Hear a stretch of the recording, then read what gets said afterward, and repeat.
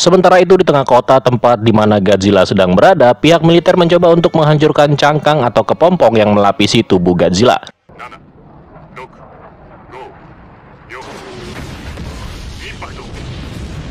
Tapi betapa kagetnya mereka begitu melihat cangkang tersebut hancur. Karena dari dalam kepulan asap keluar sosok Godzilla yang sekarang telah berevolusi menjadi Godzilla terrestris.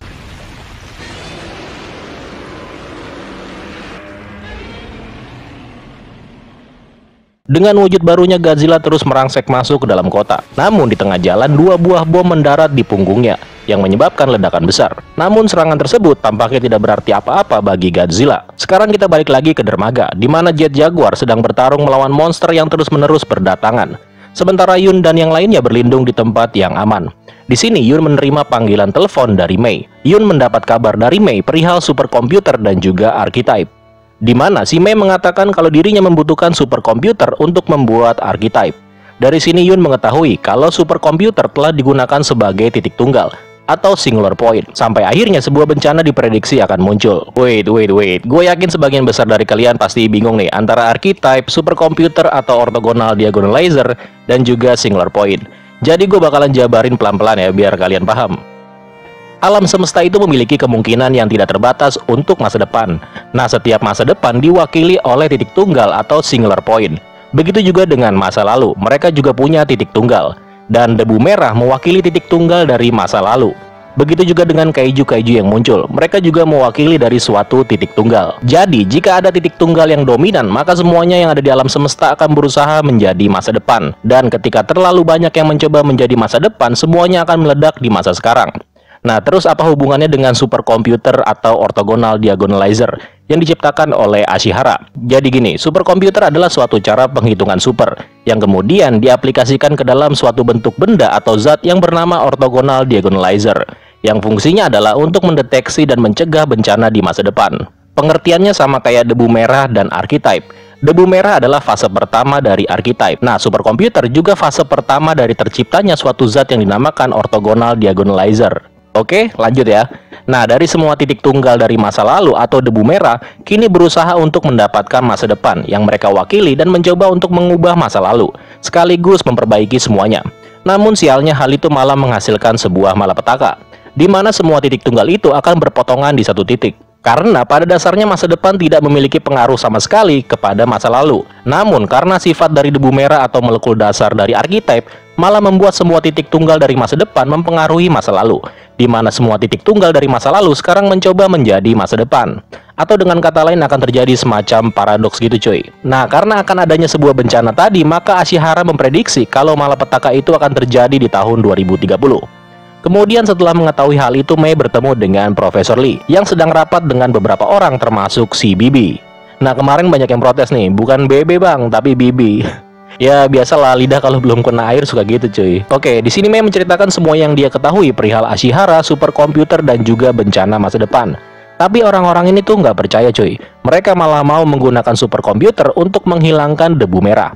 Singkat cerita, karena Radon mulai menyerang kota London, maka Lee dan Mei kemudian diperintahkan untuk segera ke India dan menuju fasilitas Upala atau Shiva. Balik lagi ke dermaga, di mana Yun dan yang lainnya sekarang mencoba pergi dan melarikan diri dari tempat ini. Dengan sekuat tenaga, mereka mencoba berlari menuju sebuah kapal yang lagi terparkir.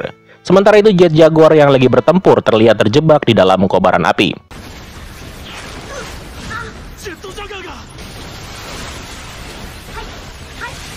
Dengan sekuat tenaga juga, Jet Jaguar berusaha untuk menyusul Yun dan yang lainnya. Sampai-sampai cadangan baterainya pun harus dilepaskan. Dan akhirnya Jet Jaguar berhasil nebeng dengan selamat. Tapi sayangnya baterainya harus habis cuy. Setelah itu nggak jauh di depan, mereka dikejutkan dengan penampakan sesuatu yang berwarna merah besar. Nah, di tempat lain, Mei dan Profesor Lee yang sedang dalam perjalanan, tiba-tiba langkah mereka terhenti ketika sekumpulan radon muncul dan membuat semua orang yang ada di jalan menjadi ketakutan.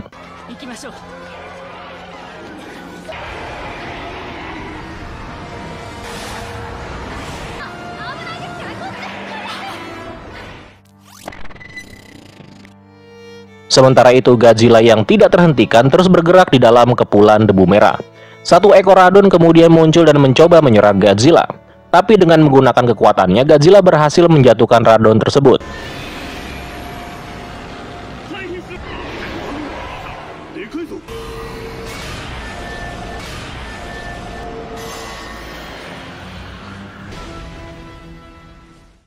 Di tempat lain, Yun dan Habel memutuskan kembali ke rumah hantu cuy. Tempat pertama kali mereka mendengar alunan lagu misterius. By the way, rumah ini ternyata miliknya si Ashihara. Dari sebuah catatan milik Ashihara, Yun menemukan kesamaan antara angka-angka yang ditulis oleh Ashihara dengan angka-angka yang ada di dalam lagu misterius. Yang menurut prediksinya si Yun, Ashihara sengaja mengenkripsi angka-angka itu ke dalam sebuah lagu. Kayak macam kode gitulah. Dan kode itu sudah disiarkan sekitar 50 tahun yang lalu. Di tempat lain, Mei sudah sampai di India dan dia dijemput oleh seseorang yang bernama Lina. Lina ini adalah anaknya Bibi yang ditugaskan menggantikan Bibi untuk menemui Mei. Sementara itu Sato terlihat bertemu dengan Yamamoto yang sedang berada di sebuah warung. Di sini Sato berhasil mengetahui perihal asal-muasal kerangka raksasa yang ada di fasilitas Misakioku. Jadi beberapa tahun yang lalu sebuah desa nelayan di Misakioku dikabarkan menghilang atau lenyap secara tiba-tiba. Nah, kebetulan sosok Ashihara yang merupakan penduduk desa tersebut berhasil selamat. Dalam kejadian itu, Ashihara sempat melihat makhluk raksasa yang muncul dari dalam laut yang berwarna merah.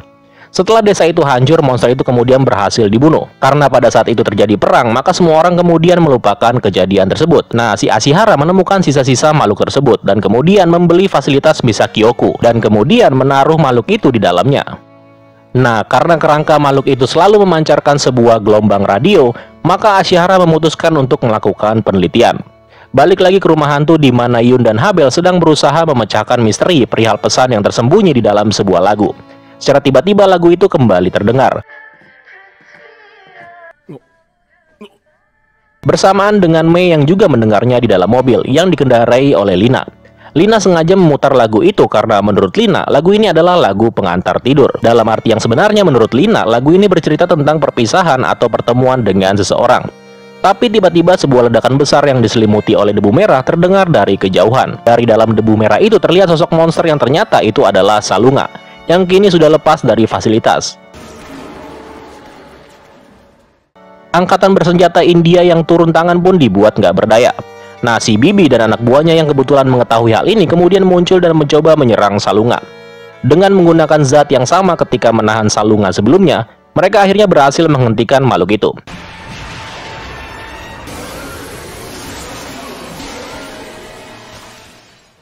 Di sini terlihat zat yang digunakan oleh Bibi bisa membuat debu merah berubah menjadi struktur dengan bentuk yang padat. Sementara itu di Jepang, sebuah operasi skala besar dilancarkan pemerintah untuk mengalahkan Godzilla.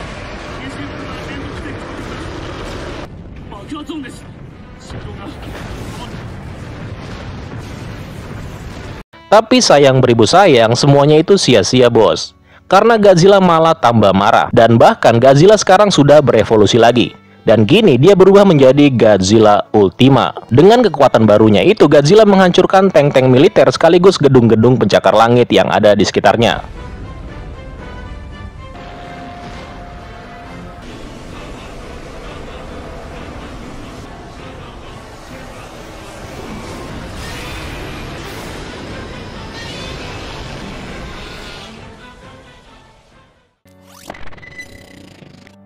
Kita balik lagi ke Yun dan Habel yang sekarang mereka akan berpindah tempat menuju fasilitas Misakioku. Yun curiga kalau gelombang radio yang menyebabkan alunan lagu di rumah hantu sebenarnya dipancarkan dari fosil makhluk yang ada di fasilitas Misakioku. Tapi sebelum mereka sampai, ada beberapa orang yang sudah tiba terlebih dahulu. Orang-orang bersenjata ini dipimpin oleh Kai. Orang-orang ini kemudian terlihat membawa fosil tersebut menggunakan helikopter. Mereka juga menangkap Sato dan juga Yamamoto. Dan bukan cuma itu, Yun dan Habel rupanya juga ikutan tertangkap. Dari perbincangan mereka diketahui kalau fosil hewan tersebut merupakan titik tunggal yang pertama kali ditemukan oleh Ashihara. Setelah itu, Kai pergi meninggalkan Yun dan yang lainnya. Next, di tempat lain, Godzilla yang sudah berevolusi kini terlihat bertarung dengan Manda. Dan akibatnya kota itu pun menjadi hancur berantakan.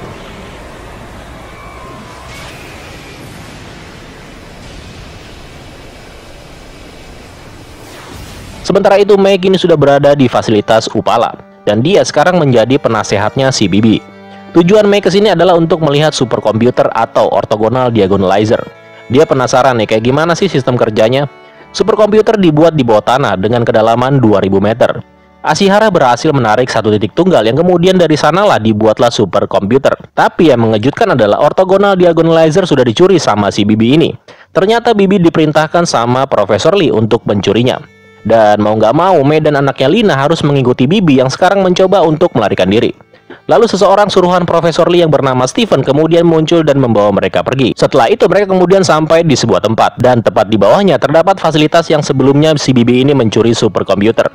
Kayak jalan rahasia gitulah. Nah, jalan ini dulunya dibangun oleh Ashihara 60 tahun yang lalu, ketika dia menemukan titik tunggal untuk pertama kalinya. Di sini Bibi menjelaskan kalau penyebab Ashihara berhasil menemukan titik tunggal pertama kalinya karena sebuah alunan lagu akibat resonansi yang disebabkan oleh archetype dan juga ubur-ubur. Sementara itu, nggak jauh dari tempat Godzilla yang lagi sibuk menebar ancaman, Otaki Factory bersama dengan Sato terlihat datang dengan misi untuk membunuh Godzilla. Dan tiba-tiba aja mereka diserang oleh seekor Radon. Tapi dengan cepat Jet Jaguar langsung melakukan perlawanan.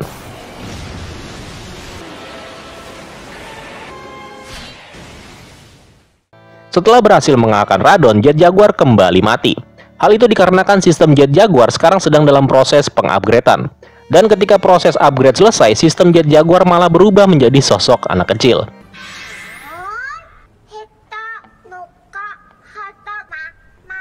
Dan ketika modul aritmatika coba dimasukkan ke dalam sistemnya, Jet Jaguar malah bisa menerjemahkan dan mengkonversikannya menjadi sebuah koordinat. Dan koordinat itu juga berisi pesan dari Kaminome yang berbunyi hari ini pukul 9.30, 100 meter di atas stasiun Tokyo.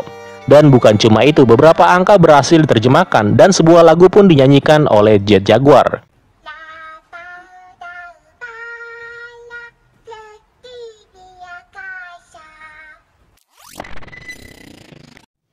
Di tempat lain, Bibi, Lina, dan Mei kemudian sampai di tempat di mana Ashihara pertama kali menemukan archetype. Bibi juga menjelaskan, semenjak Ashihara dinyatakan meninggal, tempat ini kemudian disegel selama 20 tahun. Sebelum akhirnya Profesor Lee membukanya kembali dan menemukan archetype dan juga superkomputer milik Ashihara. Bibi juga memprediksi kalau Ashihara juga berhasil melihat masa depan. Tapi sayangnya ketika bencana masa depan terjadi, Ashihara terperangkap di dalam sebuah ledakan besar dan kemudian dia menghilang. Sementara itu media massa memberitakan kemunculan kaiju di seluruh dunia. Dan bahkan dari penelitian pihak militer yang dilakukan di sebuah base camp, ditemukan satu spesies baru, yaitu kaiju tanaman, di mana makhluk itu terlihat mengkonsumsi debu merah. Di tengah laporan tersebut kemudian datang si Kanoko untuk menemui komandan militer yang bernama Miho, yang merupakan teman baiknya. Di sini Kanoko memberikan sebuah tabung yang berisi suatu zat yang dapat menetralisir debu merah. Nah, zat ini adalah superkomputer atau orthogonal diagonalizer yang ditemukan Ashihara yang kemudian diubah oleh Bibi menjadi inti atom yang dapat diprogram. Dan karenanya zat ini hanya bisa diaktifkan menggunakan kode peledak. Sama seperti ketika Bibi menggunakan kode tersebut untuk menetralisir monster Salunga di fasilitas ini sebelumnya. By the way, kode itu didapat Bibi menggunakan kode milik Ashihara. Tapi sayangnya efek dari kristalisasinya belum sempurna. Makanya ketika Salunga terkena efek tersebut, monster itu bisa berkeliaran lagi. Karena itu Bibi membutuhkan Mei untuk menyempurnakan orthogonal diagonalizer, supaya nantinya bisa meningkatkan efek dari zat tersebut. Dan benar aja, ternyata di tempat monster Salunga muncul terakhir kalinya, sekarang efek dari kristal merah menjadi berkurang. Sementara itu Yun, Habel, dan juga Sato yang sedang melihat kehancuran yang disebabkan oleh Godzilla, tiba-tiba dikejutkan dengan kemunculan Radon yang terlihat sedang memburu beberapa kendaraan militer. Rupanya kendaraan itu ditumpangi oleh Kanoko yang dikawal oleh Miho dan anak buahnya yang sedang dalam sebuah misi. Melihat hal itu, Jet Jaguar kemudian datang membantu dan mengusir kumpulan Radon tersebut. Singkat cerita, Kanoko menceritakan tentang zat yang dia bawa ini. Dan menurut pesan yang diberikan oleh Mei kepada Kanoko sebelumnya, hanya Yun inilah yang dapat memecahkannya. Ketika Yun memberitahu kalau pesan itu akan didapat pukul 9.30, 100 meter di atas stasiun Tokyo, si Miho kemudian bertanya bagaimana cara Mei mengirimkannya. Dan Yun mengatakan kalau dia tidak tahu, karena pesan itu adalah pesan yang dibuat dan diprediksi 50 tahun yang lalu. Nah, karena bencana kehancuran dunia akan dimulai 4 jam lagi, maka mereka semua menjadi kebingungan. Mereka bingung nih, karena bagaimana mungkin bisa ke stasiun Tokyo, sedangkan Godzilla juga ada di tempat itu sepanjang hari. Dan kemungkinan dari ramalan tersebut, ternyata Godzilla adalah salah satu dari titik tunggal. Dan orthogonal diagonalizer harus diledakkan di dalam gumpalan debu merah itu. Sementara itu Bibi, Mei, dan juga Lina sedang dalam proses untuk memecahkan kode untuk menyempurnakan orthogonal diagonalizer. Di tengah keadaan yang semakin kacau, tiba-tiba saja alunan lagu misterius kembali terdengar. Seketika itu juga di berbagai tempat muncul ngengat-ngengat kecil dalam jumlah yang sangat besar.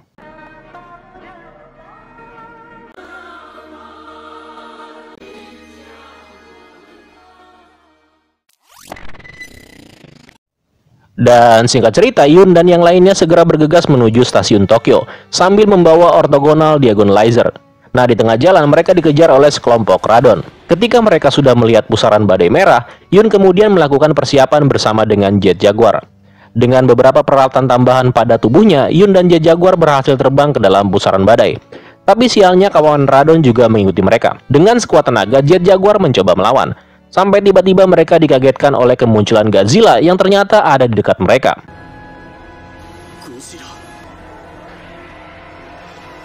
Dengan kekuatannya, Godzilla menghancurkan kawanan Radon, sedangkan Jet Jaguar mencoba menghindari serangan tersebut dan mendarat di punggung Godzilla. Sementara itu, Bibi dan yang lainnya yang lagi pusing memecahkan kode untuk menyempurnakan orthogonal diagonalizer tiba-tiba dikejutkan dengan kemunculan monster Salunga, di mana monster ini datang dan mencoba turun ke tempat di mana Bibi, Lina, dan juga Mei sedang berada. Nah, karena kode belum dapat, terus digangguin monster Salunga, maka si AI Pero memiliki sebuah ide untuk mencoba kembali ke masa lalu, di mana dia kemungkinan bisa menemukan kode tersebut. Dan ketika mendapatkannya nanti, Pero akan mengirimkan ke telepon genggam milik Mei.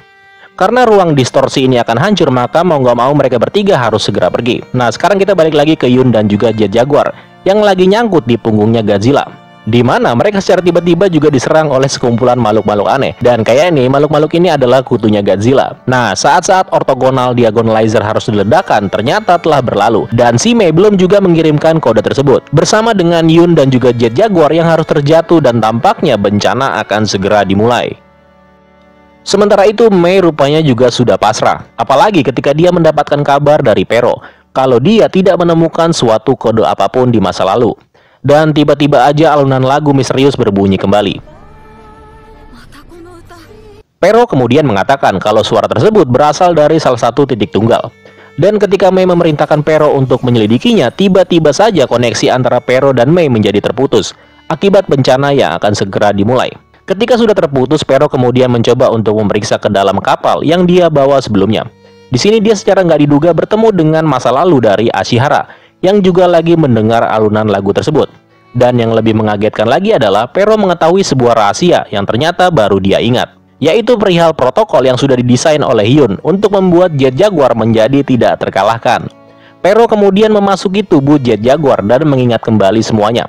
Sekarang Jet Jaguar telah tumbuh besar dan hampir setara dengan Godzilla.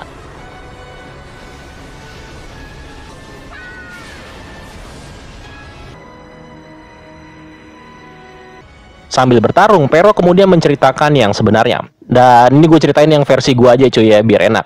Jadi protokol untuk membuat Jet Jaguar menjadi tidak terkalahkan itu ada di masa depan cuy. Masa di mana Yun lah yang sudah menciptakannya. Karena itu Yun mengirim Pero ke masa ini dan juga masa lalu untuk membuat Jet Jaguar menjadi tidak terkalahkan menggunakan orthogonal diagonalizer. Tapi karena mungkin terjadi kerusakan sistem, si Pero ini mendadak jadi lupa. Makanya Pero menyusun kembali kode-kodenya menggunakan sebuah lagu pengantar tidur. Dan dia juga lah yang mengirimkan pesan lewat lagu itu sebagai kunci untuk mendapatkan kode. Di mana sebenarnya kode yang mereka cari itu sudah ada di dalam robot Jet Jaguar PP ini. Jadi ternyata bukan Ashihara yang mengirimkan pesan untuk mencegah kiamat, tapi Yun itu sendiri, anjay. Makanya ketika kalian melihat scene ini, Ashihara tampak bingung ketika mendengar alunan lagu misterius. Iya nggak? Bingung kan dia di sini? Dan ketika Pero mengingat kembali dan bersatu dengan Jet Jaguar, maka orthogonal diagonalizer yang ada di dalam tubuh Jet Jaguar kemudian meledak sesaat sebelum Godzilla melakukan serangan.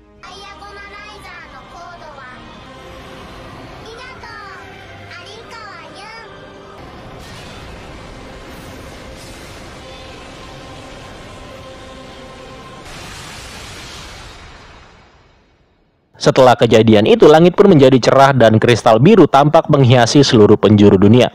Tampak juga monster Salunga yang sekarang kemungkinan dipastikan mati akibat tertancap kristal biru. Singkat cerita, di bagian ending semuanya itu dibuktikan ketika Mei mengatakan sebuah kalimat. Jika kita bisa mengubah masa lalu, maka di masa depan semuanya akan menjadi berbeda. Di post credit scene kita diperlihatkan penampakan dari Mechagodzilla yang sepertinya sedang dibuat menggunakan fosil yang dicuri dari fasilitas Misakyoku. Dan bisa dipastikan kalau fosil itu adalah kerangka Godzilla dari masa lalu. Tampak juga Steven bersama dengan Kai yang sedang memantau proses ini. Dan tampak juga satu sosok, dan itu adalah Ashihara yang ternyata belum mati. Beneran dari awal gue udah curiga sama nih orang. Dan ceritanya pun tamat sementara cuy.